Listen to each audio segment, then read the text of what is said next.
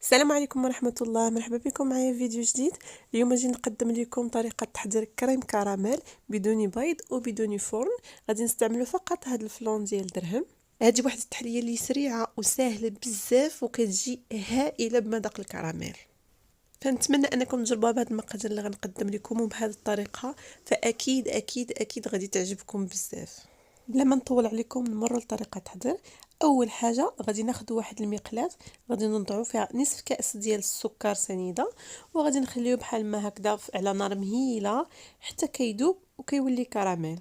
غادي نحركوه هكذا حتى تيذوب لي السكر كامل وكيولي سائل، ثم غادي ناخذو باش نوضعو في المول اللي غادي نوضع فيه هذا الكريم. غادي نسرحو هكذا على هاد الجنيبات ديال المول. بالنسبه لي انا استعملت مول واحد اللي هو كبير، نتوما تقدروا هكا تستعملوا دي مول فرديين. المهم هذه الكميه راه كتعطي تقريبا 4 ديال القطع. غادي نوضعوا على جنب وغادي نمروا باش نحضروا الفلون. غادي نحتاجوا نصف لتر ديال الحليب، غادي نوضعوه هكذا في واحد الكاسرول. غادي نضيفوا ليه علبه ديال القشده الطريه من فئه 200 غرام. تقدروا تستعملوا اي نوع ديال القشده، وكيف تقدروا تستعملوا جوج ديال العلب ديال الياغورت الطبيعي، او لا تقدروا تستعملوا هذاك بيرلي تستعملوا منه جوج ديال العلاب. غادي نضيف ساشي ديال سكر الفانيليا من فئه 7 غرام، ثم غادي ناخذ واحد الطبسيل غادي نوضع فيه 2 ملاعق كبار ديال السكر. كيبقى السكر كميه السكر اختياريه، انا هنا وضعت 2 ملاعق. غادي نضيف لهم جوج ديال لي ساشي ديال الفلون، هذا داك العادي اللي ما فيه حتى شي نكهه. غادي نخلطو هكذا مع السكر، ثم غادي نضيفو على الحليب وغادي نخلط هكذا مزيان، ثم غادي نوضعو على نار اللي تكون مهيله ونبقى هكذا مستمره في التحريك حتى تيغلى ليا الخليط. ثم غناخدو ونخويه فوق الكراميل اللي وضعت في المول. هنايا الملاحظه اللي بغيت نقول لكم، الا كنتو غتستعملوا هكذا دي مول صغار ديال الزاج فما تجيوش تخويو فيهم الكراميل نيشان لانهم غيتهرسوا لكم.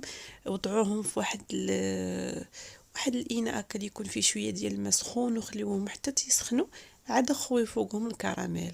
هنايا صافي راني غطيته بالسلوفان ووضعته على جنب يبرد شويه، ثم غندخلو للثلاجه. هنا بعد ما تاكدت بلي راه برد مزيان غادي ناخذو وغادي هكا نبدا نضغط ليه على هاد الجنيبات باش هكذا فاش كنبغي نقلبو كينزل بكل سهوله ما كيلصقش في المول. غادي ناخذ واحد الطبسيل بحال ما هكذا وغادي نقلبو فيه باش تشوفوا كيفاش كيجي. صراحة كيجي المنظر ديالو رائع، كيجي كيشهي، كيجي تماما بحال الكريم كراميل اللي كنصايبوه بالبيض وكندخلوه الفران. هنا انا زينته بشويه ديال الرقائق ديال اللوز هكا اللي حمرتهم شي شويه باش هكذا كيعطيونا شويه ديال المنظر. صراحة كيجي القوام ديالو زوين بزاف، كيجي لذيذ وكيجي رائع. نتمنى انكم تجربوه، فانا متاكده بلي راه غادي يعجبكم بزاف بزاف. وكيف العاده الا عجبتكم الفكره ما تنساوش توضعوا اللايك وعطوني اقتراحات اللي تبغيوني نقدمها لكم، وما تنساوش تشتركوا وتفعلوا الجرس باش يوصلكم الجديد ان شاء الله. وشكرا لكم على المشاهده.